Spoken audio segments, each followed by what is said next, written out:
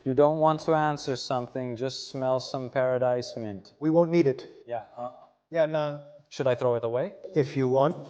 If he is gone.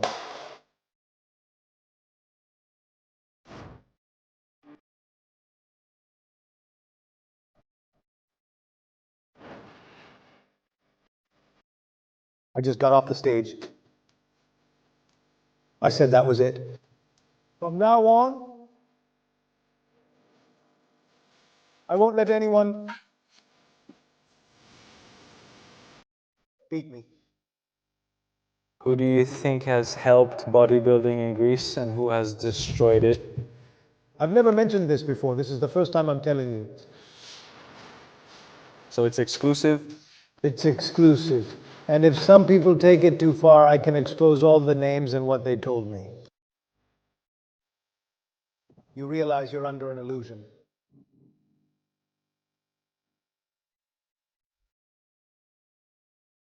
Welcome to Muscle Talk. My name is Eftaklakis Konstantinos. I'm an online fitness coach and I'm studying at Department of Physical Education and Sports Science Komotini.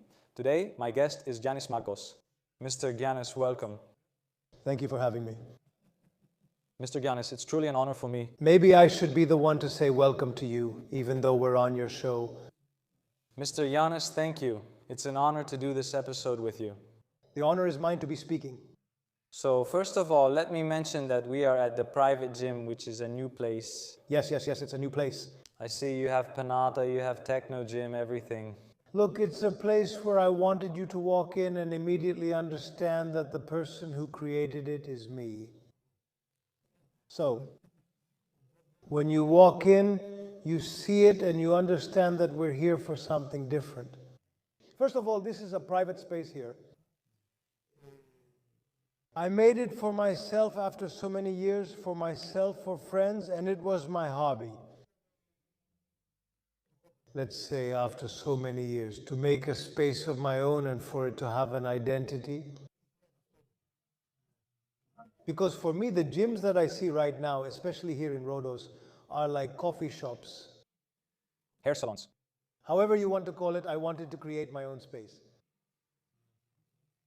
Yeah, okay. As I said when I arrived, it's like Temple Gym. Someone else told me that today too. Nikitas Manolakas, a great athlete, and we were talking on a video call and he said Temple Gym. That's the kind of thing I wanted to create for myself. I want to walk into my own space. And whenever a friend comes over, or if someone wants me to prepare them for something, for any kind of preparation, to be able to do it. In a space like this, which you have here only for training, you understand what it's like to walk in and not feel motivated, for it to bring that out of you. Bravo. The atmosphere I wanted to create, what I was missing all these years while I was competing, was this. Yeah, exactly that. So, in case for those watching the episode who might not be that much into hardcore bodybuilding or bodybuilding in general, and they don't know you, yeah. If possible, could you give us a brief introduction about what you're currently involved in? And let's start from the beginning, meaning how did you get into sports in general and then into bodybuilding? Well, at the moment I'm working as an online coach and I've also prepared many athletes for competitions. Now, I won't talk about my competitive career. It's well known. I don't have anything to add about myself in that area. That's my personal work. I have other jobs that I do as well. Now, as for how I started bodybuilding, I was an athlete in kickboxing and boxing. So when did you start? I got involved in April of 99. And sports in general? Sports since I was 13. I started kickboxing. Back then it was the era of Jean-Claude Van Damme and Rocky movies, so it was something that won me over. I started with this sport here, I began to compete in some matches, and then I switched to boxing. And in 99 or 2000, when I was about 20 and had just left the army, both of them were there, I think, yes, right after my discharge. I had a conflict with my coach back then, so I quit the sport completely because here in Rhodes at that time there was nowhere to practice it. They were all Shotokan, Shitokan, Taekwondo schools and things like that. I didn't like those sports, so since I was very skinny, I weighed 71 kilos at my current height, 185. So, but I always bought the magazines. I might have been doing kickboxing, but I still bought the magazines. Anything that had to do with bodybuilding, like muscle fitness, I would go to these kiosks that brought in American magazines and the Canadian one, Muscle Development. And I would buy those and admire them. So when I had nowhere else to go, the next day I found a gym and walked in to the guy who owned it. I don't know, maybe at some point he'll watch the show too, right now. I told him I want to get into bodybuilding. Are you talking about 99. When I walked in and he saw a kid, 71 kilos, saying, you know what, I want to get into bodybuilding. He said to me, hey man, do you even know how to work out? No, I want to learn and I want to compete, because I had that competitive spirit in my blood. Whatever I did, I wanted to do it competitively. Back then, was bodybuilding only about being full of mass, or were there other categories too? Back then, bodybuilding had bodybuilding and fitness categories. Women, that's it. There weren't all these categories. There was nothing like that. There was only fitness. Fitness was a category that was a bit lighter than bodybuilding. Back then, it had to do with weight and with...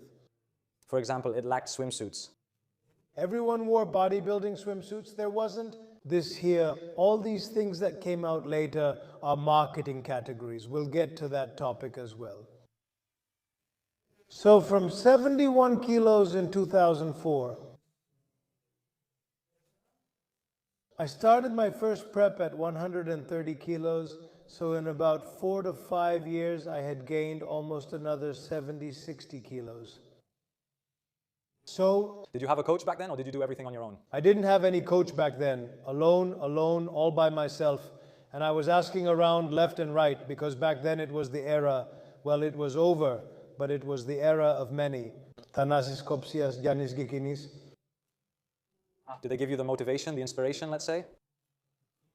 I always looked up to as a role model since I was a kid, because he lived a bit closer to my house, Giannis Gikinis. Because imagine me as a kid going out and seeing Giannis. All right, he was 6'1", 100 kilos. I've also seen a video that's unbelievable. Yeah, all right. He was kind of a role model for us here in Rhodes. So then there was Thanasis Kopsias, Vana Manolaki, Thanasis Kopsias' ex-wife, and all of them were winning titles. And so many others, Manolis, Margaritis, Fotis, Margaritis. A lot of people passed through. Later on, Nikitas Manolakas came along. So Rhodes has a very long history in bodybuilding. So that's what won me over. And in 2004, I did my first prep and got ready for the Wombas, the Mr. Ellis. No, sorry, Namba with Pest. Back then it was Namba with Pest in 2004. And I get on stage. In the heavyweight category, that's where I competed, because my goal was to get into the heavyweight category, into heavyweight bodybuilding. How old were you then? There wasn't a junior or something similar? There was a junior, but junior was only up to 20. 19, 20? Yes. I think it's now up to 23. Well, soon it will reach 25. It's not junior anymore. What do you mean by 23? 23 are men and women competing as juniors, or women with 2 kids. What junior, anyway? How should I know what junior is now, anyway? And I got ready there. I had gone to Michalis Chrysobagis, who is here in Rhodes, and I went and he prepared me for my first competition. I won. There were 7 of us on stage. I won then, and I went to the general with Panagiotis, Siotis, and Vasilis Markoglou. And a battle for the general begins, which I have to tell you, even now just talking about it gives me goosebumps. Imagine, it was my first time, because I had never watched any competitions before. The first time I went to a competition was also the first time I ever watched one. I got on stage, I won, and then I went out for the general with Panagiotis Siotis, whom I used to see in magazines, and with Vasilis Markoglou, the top guys, yes. And a battle started. It was a general that lasted over an hour on stage. Everyone who was there remembers it. The late Vasilis Grivas was down there, Tassos Messalidis, my friend. Giorgos Kapetanakis, who was on the judging panel. The late one, he passed away too, Nikos Sigalas. There were many, many of them. And there is a contest in which for the first time there is no overall winner. And they go up on stage and announce 3 overall winners. They can't reach a result. There was chaos down there. The first contest. The overall contests have been chasing me ever since. So it showed me from the beginning, it showed me that you will have the problem with the overall contests. All right. As soon as I got off the stage, I said that was it. From now on, I won't let anyone beat me. I set the goal to win as much as possible. So what fascinated you about the field? Everything, absolutely everything. From the smell in the locker rooms, from the award ceremony, from what comes after. There's a magic to the competition. Do you know what it is afterwards? After you've been on this diet for so long, you go to eat, and the feeling you get, that emotion, it's a really strong addiction, what you feel afterwards. And in general, I wanted to become the best in Greece. And to leave my own mark in Greece.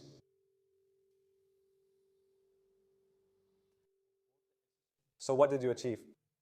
I came first in my category, and in the overall, we all 3 took it because we had won. There was no tie. And then the next year it started in Moscato, first place, which was the Panhellenic of NAMBA. Then in 2005, again in Crete, first place. Did you compete every year after that? Every year. Since 2004, when I started, 14 years. From 2004 until 2017, which was my last competition, I competed every year, 2, 3, 4 times, winter and summer, wherever there were competitions. I went abroad, in Greece, I went everywhere. You started, as you said, in 2004. And then the whole process fascinated you. So when did you start with a coach? I started in 2004. Did he start coaching you in 2004? Who was your coach? Michalis Chrysovergis. And how many years did you stay with the same coach, let's say? I stayed from 2004 until 2012. After that, it was David Palasis. With Michalis, I was winning, I was winning. But at some point, we reached a stage where it had been many years. Maybe I understand. At some point, someone can't take you a little further. So I decided in a conversation I had with Michalis Kefalianos, and he told me, come and try it with Vakis. When I went to Vakis and we talked there and he saw me, at first he disappointed me. Why? Because it was April of 2013. And I told him, Vakis, I want to get ready for October of 2013. That October for the Arnold Classic. I had gone in 2012 and I wanted to go again in 2013. And he tells me, I barely see you making it. I ask what he means, and he replies, let's start and see. Anyway, with the things he told me and what I learned from Vakis, I saw that at that time Vakis was sending Michalis every year to Mr. Olympia. Michalis had even taken first place. He had won many spots in the top 6. And Michalis, at that time, was competing with the elite. He was competing with Jay Cutler. Stop, yes, he was competing with Jay Cutler. Dexter Jackson, Johnny Jackson, Tony Freeman, Victor Martinez, Kai Green, Phil Heath, Dennis Wolf, who else? With those who have made history. Michalis competed with those guys. Michalis was the one who competed with the best. And now at that time I was having a conversation with Michalis and he says to me, you know what, come to Kos and try it once with Vakis. That was the motivation he gave me, and I went to Kos, we talked with Vakis, and it happened. And I started, as soon as I started, in the first month, Vakis realized who he was working with. And then the rest of the outcome happened. that everyone experienced, and I experienced it too. I think he made you gain 10 kilos. That's what I heard. 10 kilos since you started after you entered the competition? No. No? The opposite. Let me tell you something. In the last match with Michalis Chrysovergis, I weighed 111 kilos. All right? So with Vakis, he put me down. The next match was in 2013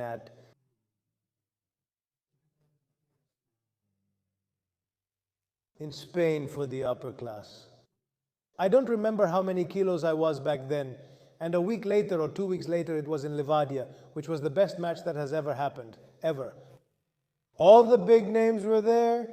The most participants. Not the most. All the big names were there. Sidiropoulos, Triolidis, Pistolas, Papadakis, Antilakos.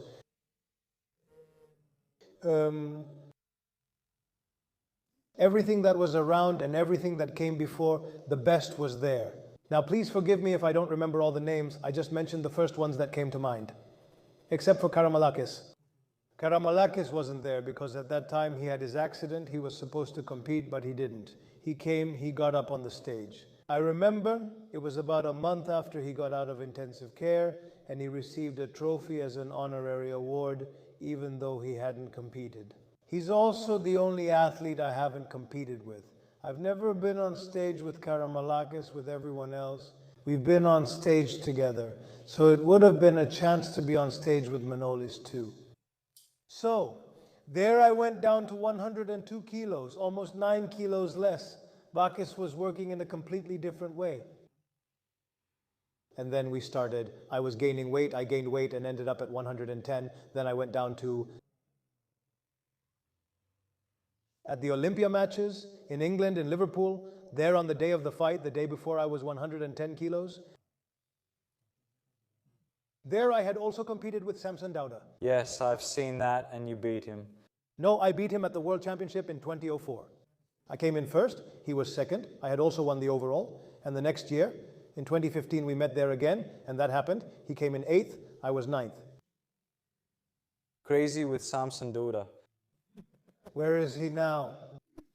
So since 2004, in general? during the entire period you were competing, did you use steroids?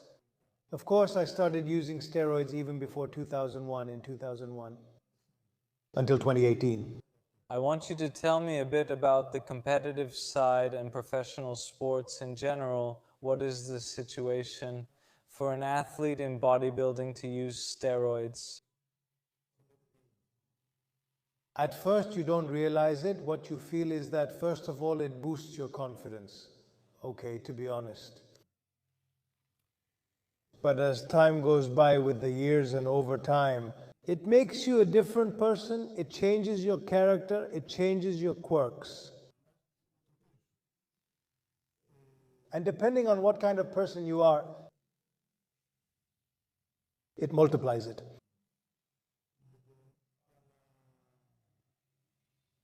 You realize this after being inside for years and finally leaving. I've been using since I was 18. So you realize you're living in an illusion. What do you mean? You can't understand. You're living an illusion. Your interests are different. Everything about you is different. You think about other things. You only care about this. This is the only thing that matters to you. You can't understand many things, you can't perceive things, and even if you do perceive them, you understand. When you get out, but only if you get out for 2, 3, 4 years, then you'll understand what all this is here, what is called drug stimulation. You live in an illusion very simply, because everything is an illusion. And the muscles and everything you've gained and the character you have, it's all an illusion. Because it's created by this, it will make you a little aggressive or whatever, and that's also because of this. For everything you've built, for everything you've created, of course it's the effort and the food above all, but if you didn't have these things here, how would you get there? So why do you become a mess when you go out? No matter how hard you try, you can't hold on to the masses. So all of this here, the pharmaceutical stimulation, is an illusion. But it's necessary. There is no professional sports without pharmaceutical stimulation. In whatever sport it is, you can compete. I've said this many times in other interviews. But you won't be the star, you won't be able to be the main player. Why? Because you'll be on a different level, the others will be somewhere else, so you'll end up there if you want to be a star. So, if it's something that doesn't interest you, you just want to do competitive sports, and you don't care about what you get out of the competitions. All right, then that's a different matter. But if you want to get involved and become a champion, it's the only way. It's not a bad thing. Sure, if you think that. It's not a bad thing to use something to get somewhere, okay? What's bad is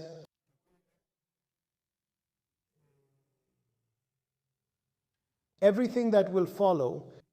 How will you do it? How careful will you be? And how much emphasis will you put on it? I mean, if you put emphasis on it, that means becoming addicted. In my own words, I call it burned out. You burn your brain cells. From this point on, then this will lead you somewhere else. Are there risks? There are risks. But if you can do it right, with proper guidance, now you'll ask me, who will provide the proper guidance? So, and at least be able to get involved in a race and focus on the competition. I'm not talking about beaches. And if you pay attention to your exams and everything else that's in the background of this, then you can do it. You must be serious once on this path. Yes, you have to be able to do it to a degree that will be safe, but beyond that, it's never 100% safe. Because no one ever does something to harm themselves on purpose. We all do things and say, it won't happen to me. Okay, I'm careful, but the question is, based on what you're saying, how careful are you really? It's a vicious cycle, all of this. And from what I see, it's become a trend now. I mean, I'm saying that the new drug epidemic is anabolic steroids, because steroids have become part of the lifestyle. Right now, there are fewer people who use them for competitions and more people who use them for photo shoots. Instagram, TikTok because it sells, and for summer vacations in Mykonos or anywhere else you want. So those people are a lot more, even up to 3 times more, than those who are involved in competitions. That's true. It's become a trend. Exactly. Look, when you walk into a gym and some girl tells you, I'm going to take Anavar because it's for women, you know? At that point, or she needs a splash of cold water, or you open the door and throw her out of the gym. And they take even more things. Yes, why? Do you know why? Because they don't know what they're doing, they don't know what it is, and they think it's nothing. And then they go to mango, and every mango, and we say, my period stopped, my testosterone is low. The bad cholesterol, the low density lipoprotein is high, my blood pressure has gone up. Help me, you help me, you help me. Each one, every mango, they're not doctors, and he didn't tell you to go take them either. So why are you coming to me now and asking me what to do? It's a plague, and it's not going to stop. And the more this sport turns into a lifestyle, the more it will multiply.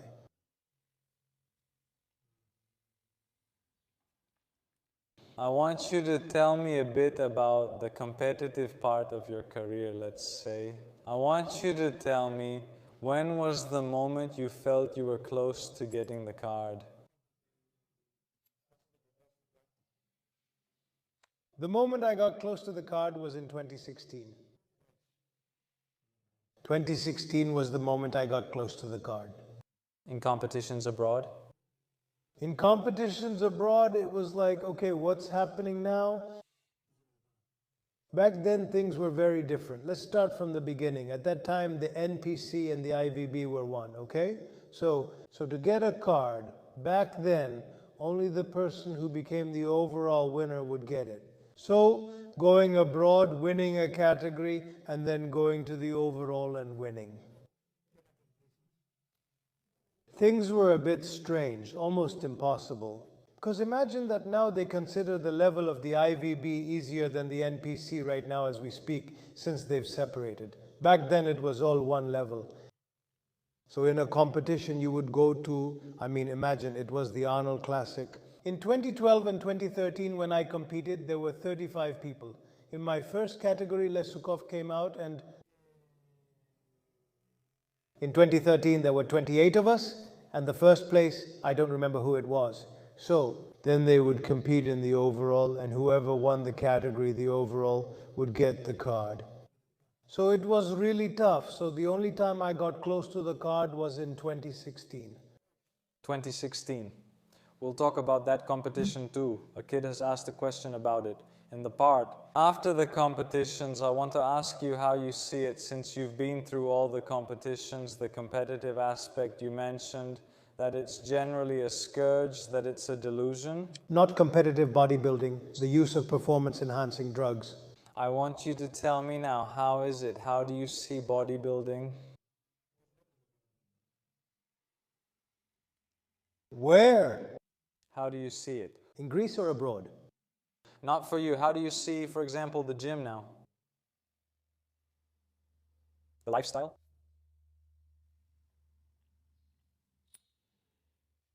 Let's talk about the positives. The positive thing is that the way to the gyms has opened up. And now you see that everyone is into working out, into weight training. Back in the day, most people would just do some basic exercise, especially women. They would go to an aerobics room and get on the equipment, because back then aerobics, step and all that stuff were in fashion. And they would go up to the room, and in a 200 square meter gym, you would see maybe 10 people or less downstairs, but 40 people doing step and all that upstairs. So now, women have also gotten into working out with weights, with resistance training, so now more young people have started going as well. These are the good things, and the way has opened up for people to get involved in this area. But what is missing is the guidance, how someone who wants to get into bodybuilding should approach it. Do you know what I mean? They've mixed up the workouts, they've mixed up the diets, they've mixed up a lot of things in general. Let's start with the training. You see some exercises, suddenly they become a trend, okay? And everyone's doing them. The most common exercise you see is squats and deadlifts. So you see deadlifts, everyone drops the weights on the floor, lifts them up, drops the weights again. This has nothing to do with fitness or bodybuilding training. This comes from weightlifting, okay? From CrossFit, which isn't really a sport either. It's about athlete performance, but they turned it into a sport, so it's not bodybuilding training. Working out to increase muscle mass is about resistance throughout the full range of motion. So we start from that. Then we move on to the next thing, which is nutrition.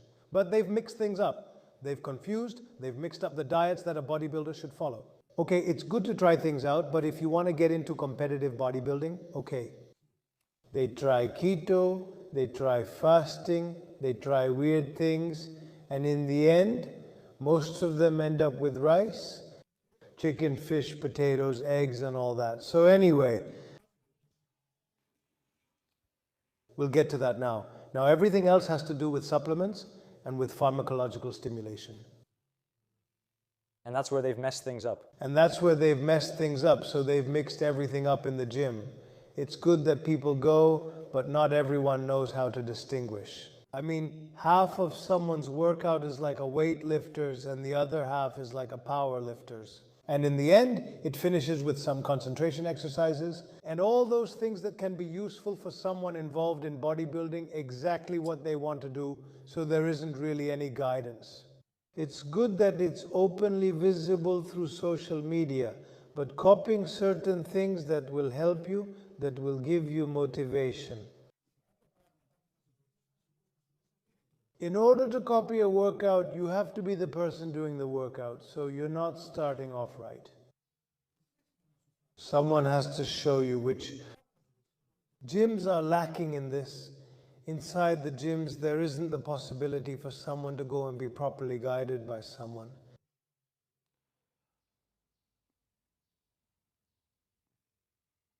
In the field of bodybuilding? Yes, in the field of bodybuilding. Beyond that, everyone finds their own way, partly alone, partly from social media, and partly from here. Then you find someone who wants to try after trying on their own at first. Then they go to someone who wants to prepare them, and they try it. They enter a race, then they enter a second one too. But we see it before they change coach, they become their own coach and so on. That's why it starts and the whole thing falls apart. Do you understand? Anyway, I think you didn't have that back then, that everyone would say, I know, let's say that they learn so quickly and so well. We used to learn from the veterans, but which veterans? We learned from those who had done at least 15, 20 competitions and had won titles. And there are some who have the experience, you understand? Because let me tell you now, since I also coach, someone who has just started and has done 2, 3 competitions and tries to prepare an athlete, okay, there are many stages the athlete will go through, from the food, from the training, from the psychological aspect, all the way to the end. So, when someone comes to you mentally exhausted and tells you they're quitting 2 weeks before, how are you going to convince them? What will be the way? Not just, come on, let's go, I'm by your side and all that, forget it. No way. So, when you have someone and 2 days or 1 day before the competition, they get gastroenteritis, how are you going to save them? Do you know? Most people don't know. And that's where the coach shows. Yes, why? Because you become a coach through this sport after you have experience in competitions.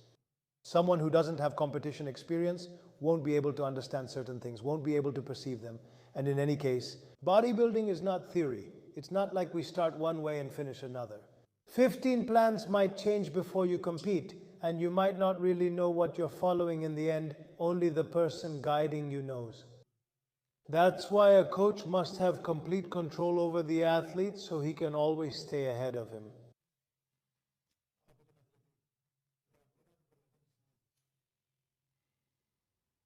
Let's change the subject now. So I want you to tell me how life is now. I mean, let's talk about Giannis Magkos. How does he live now?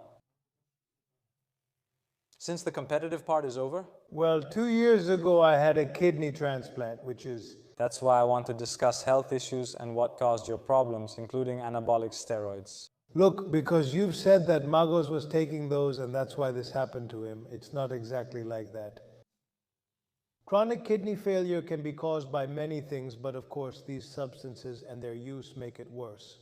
Because I didn't just have that, I had a creatine phosphokinase through the roof, I had blood pressure through the roof.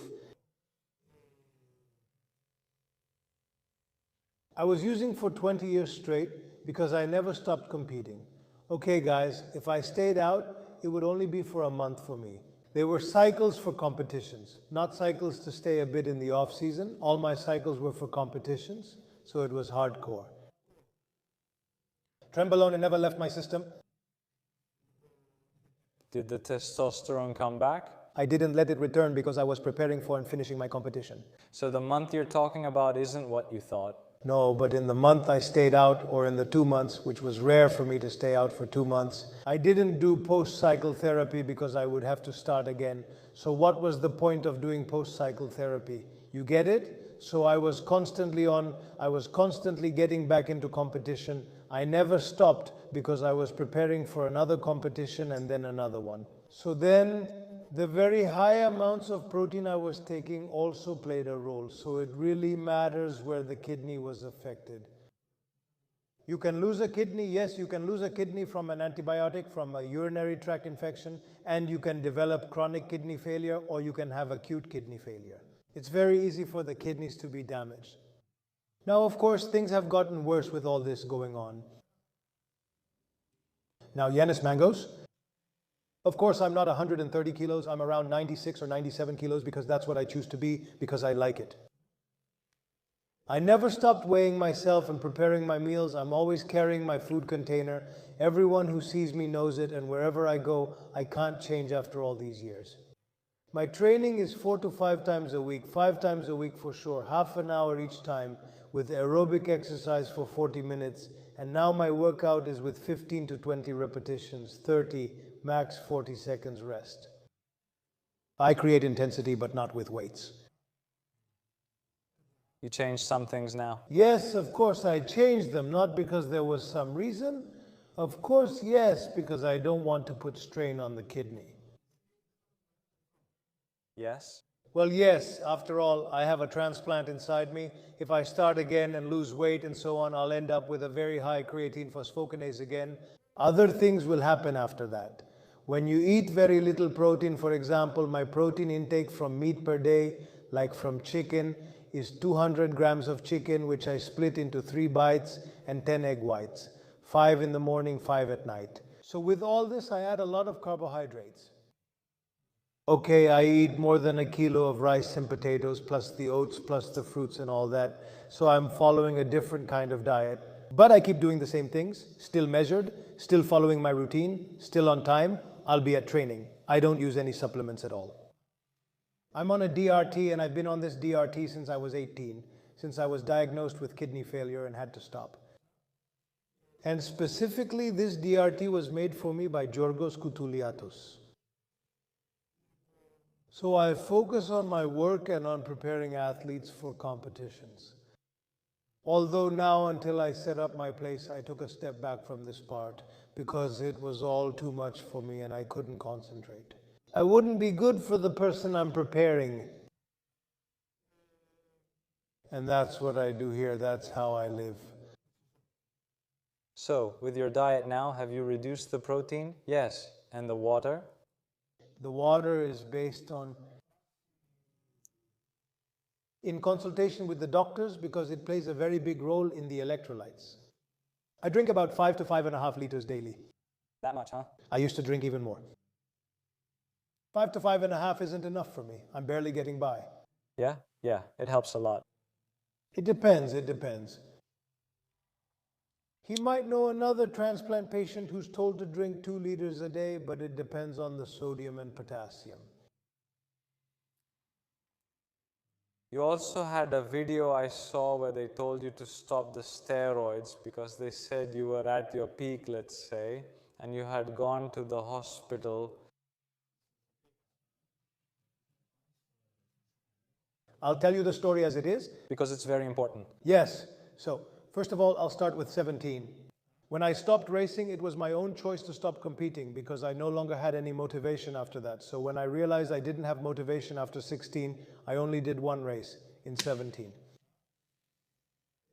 I went to Mr. Universe, I got 3rd place.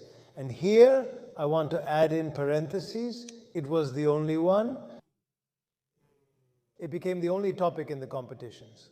Those who were there at the time remember it, like Giannis Leontis, who was there. So, in my last overall competition, I ended up tying with the 2nd place. Then in Hamburg, the president says 2nd and 3rd place will have a tiebreaker on their own.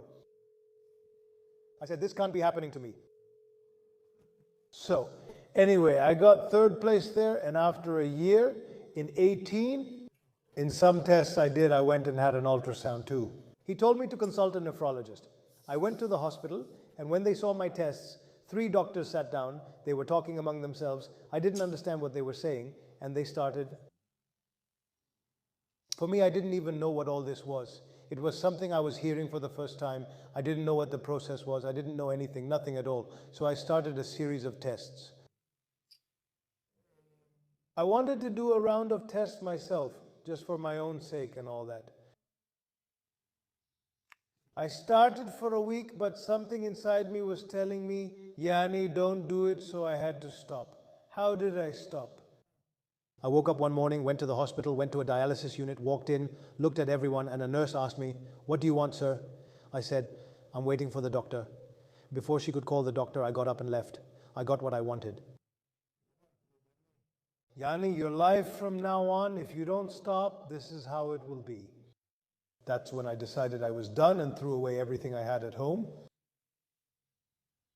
And I started, let me say, a struggle for myself. For 4 years, not knowing what the outcome would be. I was going to have a transplant because my wife hadn't told me anything. My wife only told me about it in the last year.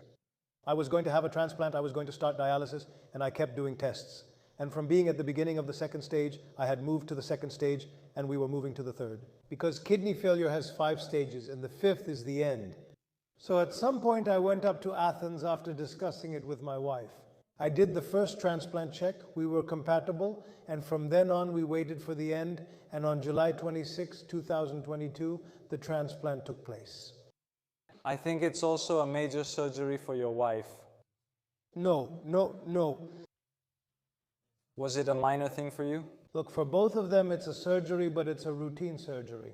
Which, especially at Lyco Hospital, every Tuesday and Thursday they perform transplants from donor to recipient, and every day whenever a cadaveric donor is found, they first go to Lyco Hospital.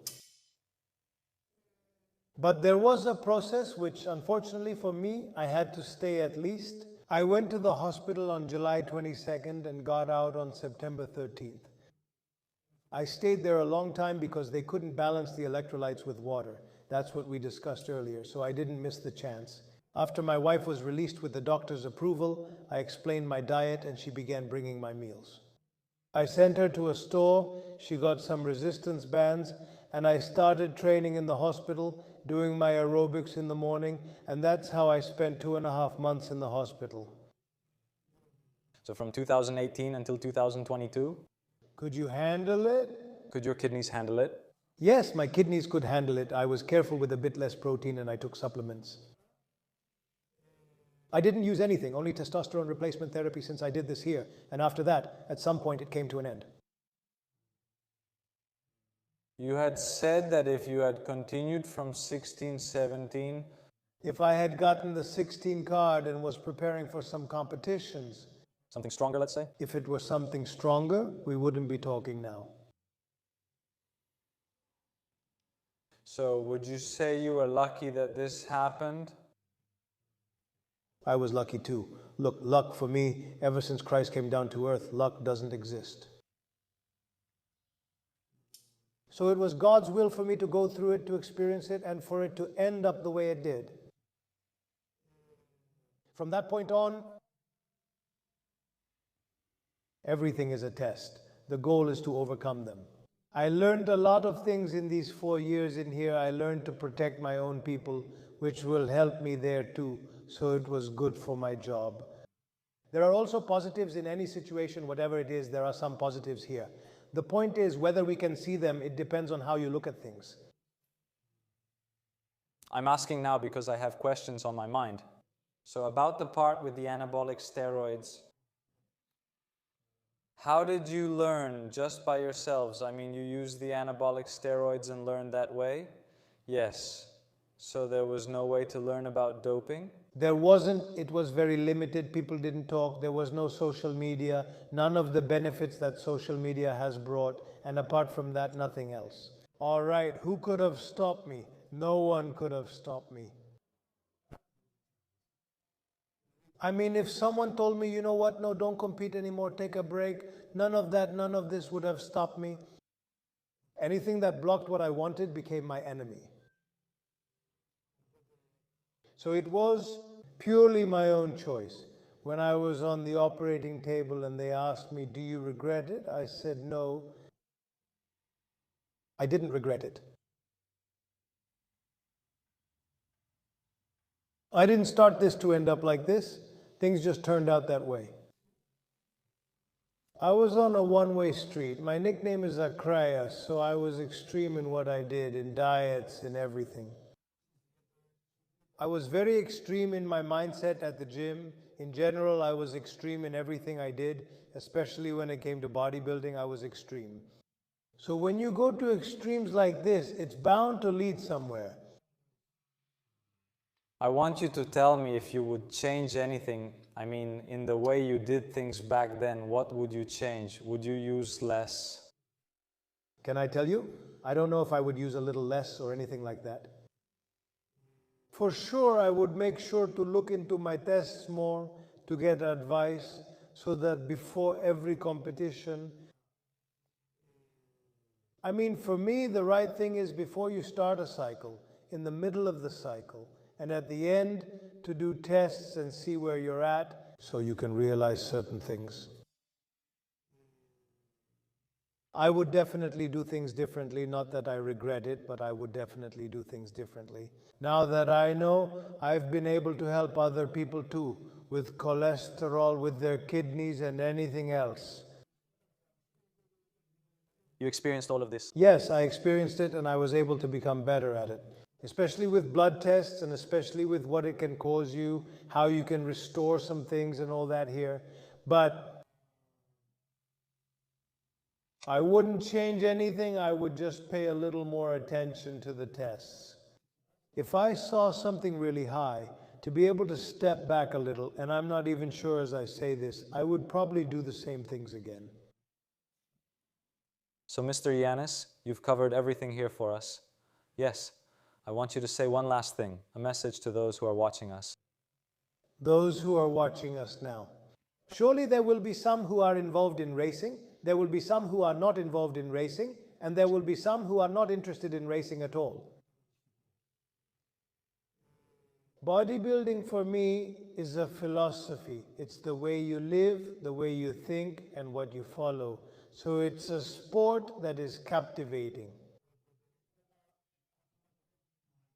It makes you get to know your body. It makes you learn a lot about your health and everything that happens to your body. Both the outside, what you see, and the inside. The point is that they should have proper good guidance, of course, before they do anything on their own. Because it's something they read.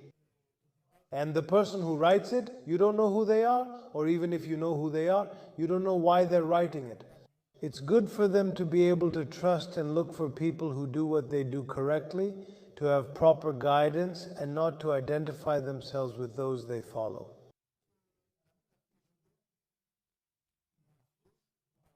Every person is different, so everything is exactly different. So they should find their own path and follow what suits their body, what fits their own character, and how they feel.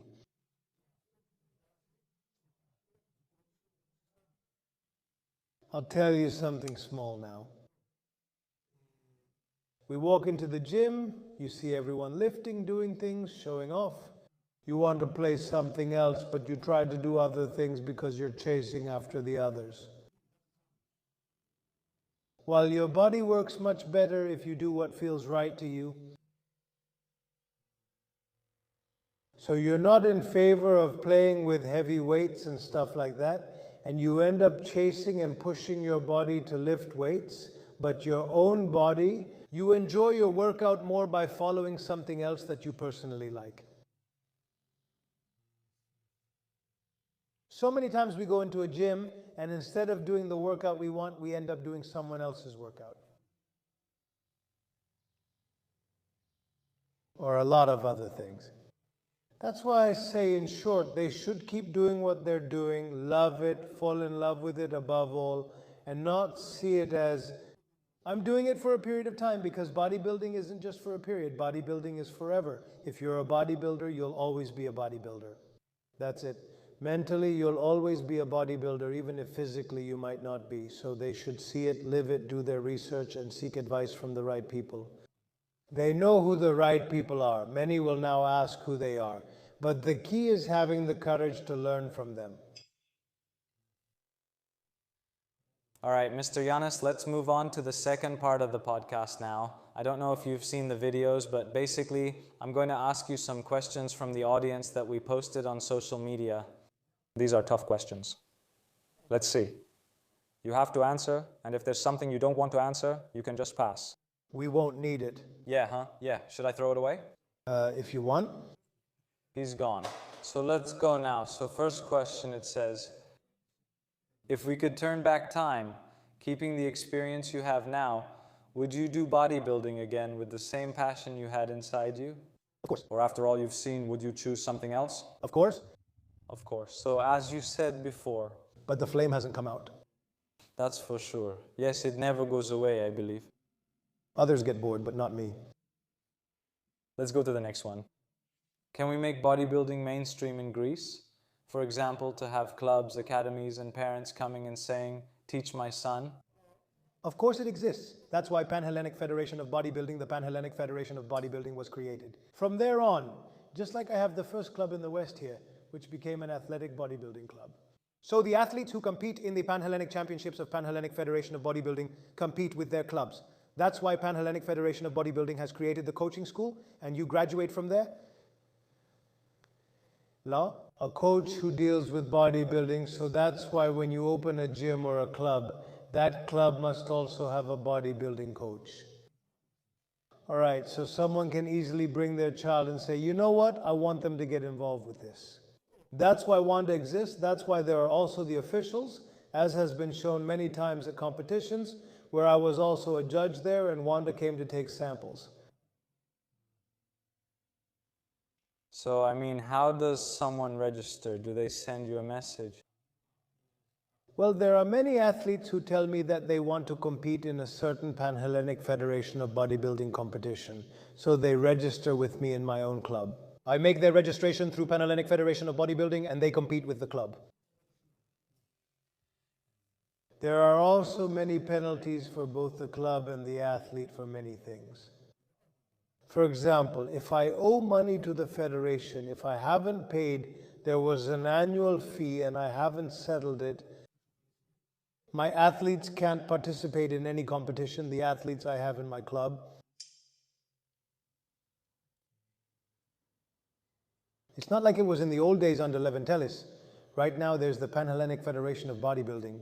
Pan-Hellenic Federation of Bodybuilding under the auspices of the General Secretariat of Sports. And everything is done according to the protocol, just like in every sports federation, in every club. Did you just say you have the club here? Yes, I have the club here. Are there other clubs as well? There isn't a club in Rhodes, nor in the Dodecanese. In northern Greece? Yes, there are a lot of clubs. Everywhere there are clubs. All right, let's move on to the next one. Tell us about the incident with the slap on the day of the match, if you regretted it and in general. Why should I regret it? You only regret things when you do something wrong, and I didn't. Can you explain how the incident occurred? How did the incident happen? They might not know. All right, the match ends at 16. For me, first of all, a match, especially in a general situation where a card has to be given. Was it the first time? Which first time? I think you said it was the first time he gave a card. Yes, and here in Greece then, the match is a lineup for athletes. And then the good athletes are called to the front for the comparison.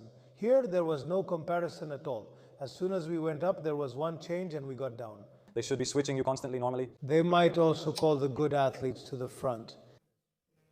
So, from my experience, I see what happens. I saw that the judges weren't even looking up, but still, I let that go. We go down from the stage. Everyone was congratulating me. In fact, someone brought me a horn to honk when they would say my name. And I said, my experience has shown me that until I hear my name, I shouldn't get my hopes up. And then Christos' name is called. So I lowered my head and left. I was heading to my side to get my things. And I was thinking about all these years. I was thinking about how much they made me run in the last 4 years, sending me from country to country. Because back then things were different. Back when people were united with the NPC, one person would get the card, okay, which was very difficult for me to go abroad, win my category, and get the overall. Anyway.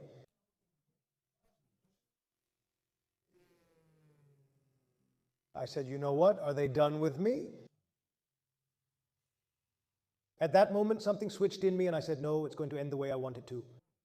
But you should also say that this was had you kept all those times when you, let's say it wasn't that you lost and then you said this? No, because this has happened here before and I never did this here. It was just that I decided, since they finished me, I no longer have any motivation to compete. Where should I go now to win a card? All right, I said, now I'm going to finish it the way I want. I turned back, I flipped the tables, that guy comes over there, whatever his name was, I don't remember, and he brings me the papers just like that. Just like that. What are you going to tell me with the papers now, man? He came with the papers to tell me something. I wasn't letting anyone near me, but found him in front of me, so he got slapped. That's what happened over there. Then everything else happened. Where will I first announce it? Later, after 2 or 3 years, those who were involved at EOSD at that time came and told me in detail what happened and what the scores were, which I never went out and mentioned. This is the first time I'm mentioning it to you. So it's exclusive. It's exclusive. And if some people take it too far, I can expose all the names and what they told me. How it happened, what happened, and who was involved. But beyond that, I didn't care. I mean, if you ask me right now if I care or not, no, I don't care. It didn't happen back then. I don't care. I erased it. It's over. So you didn't regret it? We didn't regret it at all. You regret mistakes. Yes, exactly. Let's go to the next one. Can you do competition prep with carnivore, keto, and other such methods? Look, you can do anything. You can even do it with just water. You can do it if you can handle it. The point is how long you can endure. And in the future, how much you will be able to cope with this type of food and diet is that you can do anything. You can even do it with just water if you want to go competitive. Do it if you can handle it. But the point is, over time, if you want to follow the competitive approach, unless you just want to try it once and test a race with fasting or keto or carnivore, okay, that's possible. But what happens after that? Mr. Giannis, I want you to tell me what was the most weight you ever lifted in basic exercises? Look, incline bench presses on a free bench. It was in 2005, 200 kilos for 7 reps in 2005. Did you stop after that? No. After that, as I kept following the sport and competing in races, I started to be afraid of getting injured. That's why I never had any injuries. Throughout my entire athletic career, I was very careful. That was my biggest fear. In squats, I always went all the way down because I always liked deep squats, up to 248 kilos. Yes, there. So deadlifts? I never really worked on it. I mean, I did, but I always did it as the last exercise when I did back workouts, and I always liked to do it with 10, 12, 15 reps. The weight could have been 100, 120, or 80. Yeah, I just wanted to work out. Yes. I see. So let's move on to the next one. How many kilos did you reach in the off-season? 142? 142 kilos. I was in Canada back then, and at that time it was a 3-month period, 3 months that I was in Canada, and there I was training Darren Oliver, the coach of Ben Pakulski, and the one everyone is watching now and who has become very popular on YouTube as a coach is Mike Van Wyk. So he was the coach I was going to and who was training me there. I had gone around Canada and I was about 132 to 133 kilos, and he got me up to 142 kilos. Extreme situations. How was it? Very clever, especially when it came to food. I mean, I was at a point where I would eat my lunch in 2 phases. I would eat half, then go outside the house, and there was a very long corridor, so I would walk for about 10 minutes and then continue with the rest. And I would get anxious, a lot of stress. Only clean food, nothing else? I was under a lot of stress. When it was time for the next meal, as soon as it was time for the next meal, my stomach would slowly close up. At some point he realized, I'll tell you now, it was one morning and it was an extreme morning. 8 whole fried eggs, 200 grams of oatmeal, 4 slices of bread, and 30 grams of almond butter.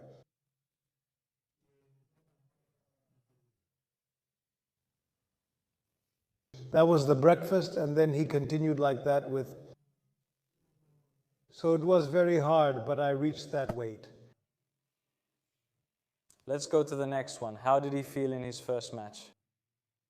I said it before, it's magical to step onto a stage with people, with athletes, with good athletes, and to win and impress them. I mean, at some point when I got off the stage, because they hadn't seen me before, since I was the first athlete to appear with striations in the glutes. Back then, striations in the glutes in Greece were a bit, Was it hard to achieve that? it was tough. I'd get on stage and see someone in a top category back then with glute striations. And I get off and they ask me, "Are you a compatriot?" They thought I had come from abroad, but I said, "No, I'm from Rhodes." Well, all of this was magical. It was a kind of magic that gets you addicted, and if you already have it a little, you just keep going. It was incredible. All my matches. I didn't have it in my first match. I felt the same magic in every match. That's why in every match I was preparing for. For me, it was like a unique match, a unique preparation. And I used to say that I do it as if it's my first and last match. I did it with the same zeal as I did my first match. I want you to ask me a pretty good question now. Who do you think has helped bodybuilding in Greece and who has destroyed it? Well, in my opinion, many people have helped bodybuilding in Greece. I'll get to that, but Who has contributed the most, let's say? I'll tell you. Each one is from their own side, okay? There's also Tassos Kolimpionis from his own side. There's Kostas Stamatis,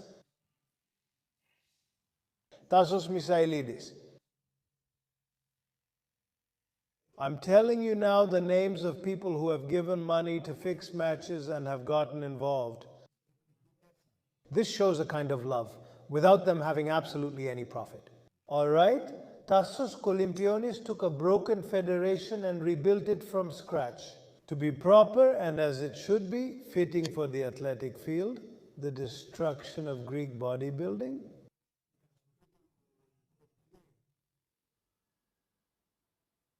Is there a specific reason? Many reasons. He destroyed everything. There are many reasons. Where should we start? Where should we start and where should we end? Let's start with the fact that athletes are being financially exploited. Let's start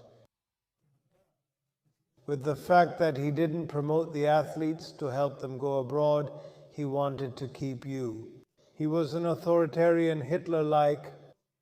Not Hitler-like, he was an authoritarian. The kind who says, "I decide, I give the orders, it will be done this way.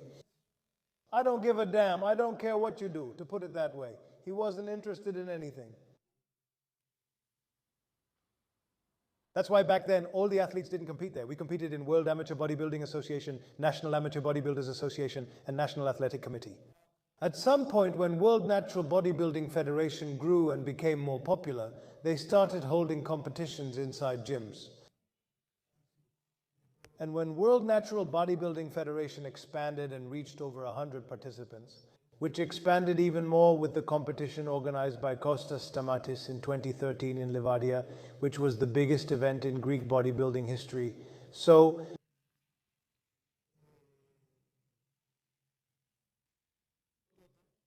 then it also showed its true face.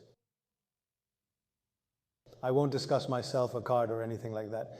In general, the way he operated with the athletes pushed them away from this sport. He wasn't close to the athlete, he was against the athlete.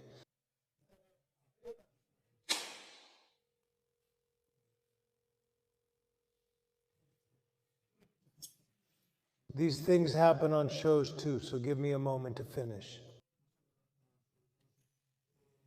There are also other people who have helped a lot. Giannis Tsakarakis organizes the event, which is an official competition, Mr. Creedy. And there are many others who have organized events that, of course, I don't remember. But I'm talking about the people who are constantly active in bodybuilding, who organize events and help out, and then there are other people who have contributed as well. All right, the one and only Kostas Mitsouras, the well-known Polinikos, the one who manages all of bodybuilding gear. I mean, we all relied on him. He's always present at the competitions. He does reports at all the events. And we all expected the first photos from the competitions to come from him. He's truly an exceptional guy. He's put in a lot of work and it doesn't show. And if we sit down now, I'll tell you one by one, and I'll remember each one in their own way. Everyone has contributed to this part. Yes, let's go to the next one. So, how did you combine bodybuilding with working at night? Very simply, the body adapts to what you teach it. I had gotten used to working at night, not sleeping, and I didn't sleep in the morning. My sleep time was at 6 o'clock. I would go home in the morning at 5:30 or 6, sleep, and wake up at 9:30 in the morning, so I slept a total of 3.5 hours. I would get up to eat, prepare my meals, go to the beach at 11 o'clock, have a coffee to wake up, and I would also go for a swim. Then I would go to training around 1 or 1:30, and after I finished, I would go home to eat, sleep, and I would wake up, eat until it was 12 o'clock and I had to go to work. And I had gotten used to this. For 20 years here, that's what I did. So when you train your body in a certain way, your body learns, the body becomes the way you teach it. Yes, so let's move on to the next one. What is missing from today's bodybuilders? He asks. And since you are also a judge, he writes as well. How do you see the athletes and the competitions in general? What is missing from today's bodybuilders? I think the first and most important thing is humility. We start with that. So what do I see from the competitions as a judge? I don't see athletes, I see medal collectors. What do I mean? The men's physique is starting. We see the category, we go to the clash of physiques, we see the same athletes again. They've taken off their shorts, they've put on the clash of physiques swimsuit. We go to the bodybuilding categories, we see the same athletes again, okay? And they compete according to their category and their weight. Here you don't see athletes who have goals, there are only a few athletes who have goals. I follow this category, I will aim there, and that's where I'm going. You see here that when you change and you can't know, you're just playing to win a medal, you can't aim. And really, in the end, who are you? Where are you? Where are you playing? Where are you competing? For which category are you competing? Because if you set a goal that you will go there, then you will do whatever it takes to become better there and to compete there. But when you try to compete in every category, so you're just preparing, you don't have a goal, you're just learning some poses for each category, and you just go there and compete. But when you go abroad, you stick to one category because you're afraid. And you know what? Even in that category where you compete, you don't get anything because most people haven't gotten anything. There are a lot of athletes like that. You know why? Because they're not properly prepared. So you need to see what the posing is. You need to see how you need to train for this category, which areas you need to improve, which poses you need to improve for this category. Everything depends on method. Without it, how can you progress? Then what I see is, you know what? The coaches don't teach them the basics. The basic essence of this sport is appearance. Whatever we do, whatever we say, it's about how we look. Isn't that right? So it's unacceptable for an athlete to come to the competition and not know how to pose and present himself. It's terrible. I don't even want to see it. I consider it. Because everyone thinks that preparing for a competition is just about the diet and the training. But when it comes to the actual competition, how will you pose if you can't show what you've built and don't know how to pose? So you are. So when I see people who can't pose up there or they're shaking or whatever, I can't judge. I mean, it makes me laugh and feel sad at the same time. But in this case, a big part of the responsibility lies with their coaches. I was in the hospital after surgery with a transplant, and I had 4 people I was preparing for Mr. Odysseus, doing online posing sessions with them from inside the hospital. That's pretty extreme. It's not extreme, it's the right thing to do. Once I take on the responsibility to prepare you, I take on everything, right? How could I leave you at the crucial moment? This is the most important part. What you will show, the perspective. And what was the other question you asked me? How do you see today's people, and how do you see them as a judge? How do you see the athletes? Mr. Giannis, there's one more question they've asked. They're asking what it's like to live together when both are doing bodybuilding, both competitively and in general, the lifestyle. Look, it has its good sides and its bad sides, the bad, the ugly. The good thing is that you have the same common goals and the same common interests. I mean, it's not like the girl who, when you're on a diet, she wants to go out at night and eat, and then the next morning when she leaves, or the next day, on Sunday when she wakes up, she wants to go to restaurants to eat. You understand? So you move away from that part. You can talk with him. He can understand you because he does the same thing. You get it? Just like me and her. That's what spouse means. Now, when there is a common struggle, there's a tension in the house because of the diet, because of the substances, so it creates a bit of a strange atmosphere. That's why all these years with Vula, whenever I was in a competition period, I stayed at my parents' house. I mean, we were together all day, but my things like my food, some hours when I wanted to be alone, I would go to my parents' house. I had a place, I prepared my own meals, I prepared everything myself so we could avoid any conflict. That's how we managed to get through it. Yes, because I was a perfectionist, I was extreme in everything I did. It bothered me. I even wanted my meals on time. I didn't want you to delay me, you know. Vula, on the other hand, had other strategies she wanted to follow. That's why we never trained together. We didn't train together with Vula. Vula had her own training, I had mine, you see? Vula trained at different times, I trained at different times. So we balanced everything out that way. But no matter what, she was my right hand on the day of the competitions. That's what I wanted to ask now. Without Vula, could you have reached the point you did? Look, let me tell you something. I don't know. Vula, for me, maybe meeting her and having a relationship with her gave me another motivation, since my wife does this too. To go even further and let myself go even more into this. But I don't know how much this was good or bad for my character during that period.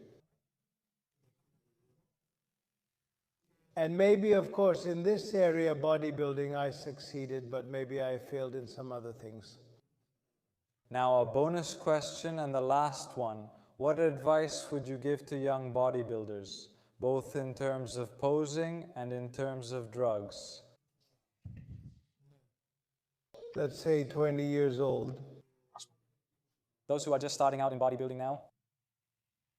Should I give advice to experienced bodybuilders or beginners? We've already discussed what advice to offer the new generation. Yes, to the new bodybuilders. You mean those who are competing in contests? All right, above all, above everything else, humility. Competing in a few contests doesn't make you the best or mean you're everything. It was simply your day. It's not the contest that makes you a champion. It's how long you stay a champion in bodybuilding. The one contest and the 2 contests you won.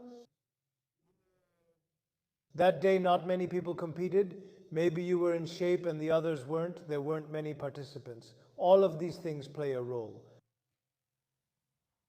Your physical condition and what you show along the way make you a champion. So, humility, keep your head down and work because they're not working. The new generation is very soft. And just so you understand, since we're talking about the new generation and all that, I'm not that old myself. In all the matches I've played, most of them were there. Pistolas was there, Pantelis was there, and we've competed together. And Olympiakos was there, and Astrov was there, everyone was there in the matches I played in 2017. I stopped, that is, 6 years ago. So what happened? I just started very early. To put in the work and focus on what's important. To have clear goals, because only when you have a clear goal can you look at the right steps. If your only goal is to start and see what happens, you'll never get off the medication. Okay, and you'll always go to extremes. You need to have goals. After you finish a competition, a new bodybuilder, after you finish a competition, then you need to sit down and see how detox works, get tests done, make sure everything has returned to normal. If things haven't returned to normal, it's pointless, completely and dangerous to start something. They need to learn to stay off. Being off is necessary because the longer you stay off and stick to your diet and training, the better your body will respond when you start again. But you need to stay off for the necessary amount of time. From that point on, they need to learn to be hungry, to learn how to diet, because it's nice that they can see. But you know what happens? In the end, most people, because they don't talk about it, and I said this before, end up in old situations. But for me, there's no such thing as old diets or old nutrition plans. I mean, sorry, fish, potatoes, or chicken with rice, what's old about that? Honestly, I don't get it. Samson Dauda was posting these meals before he went to Mr. Olympia. Jesse Jackson was posting these. Jay Cutler was posting these foods. Kevin Levrone was posting these foods. So why should I bother watching every guy in Greece who just got a little camera and talks about what the right diets are, saying rice isn't good, oatmeal isn't good, and nothing is good, and that's how we're going to do it. I mean, why should I watch this guy and not watch the one who's a role model and has conquered the whole world? Maybe they even have the wrong role models. They're watching the wrong people. So it's better for them to reflect on what they want, on how they should move forward, and then to do a restart and start again a bit more correctly. But above all, if there is no humility, keeping your head down and moving forward, and having a goal, then something isn't working. Well, I think you've covered everything. The episode has gone over an hour and a half, so thank you very much. Thank you. It was a very strong episode. You know, with the things you've done, Everyone involved in bodybuilding would have made it this far, I'm sure. I'd like your opinion as well. What did you think of the episode overall? no, I liked it. I liked it a lot. I haven't done it before. I mean, I've done it with Pantelis, I've done it with Kostis, and I've done it elsewhere too. Okay, interviews I've done with others elsewhere. I didn't have much to say. They didn't know that much. You know, what to ask me and how and what. No, this was something more general because we also talked before. We discussed which topics we even put in some of our own questions, you know. So we covered it from all sides. We didn't really spend a lot of time on each one because if we did, we'd still be talking about the first topic until tomorrow. Yeah, so, all right, all of that is good. So you can find Mr. Giannis' social media. I'll have them all. Yes. Instagram, everything. And finally, let me mention that you can visit my website at kostas.gr for supplements and online coaching. And thank you for making it this far. Thank you too. Let's say goodbye to the main camera. Have good workouts. Bye.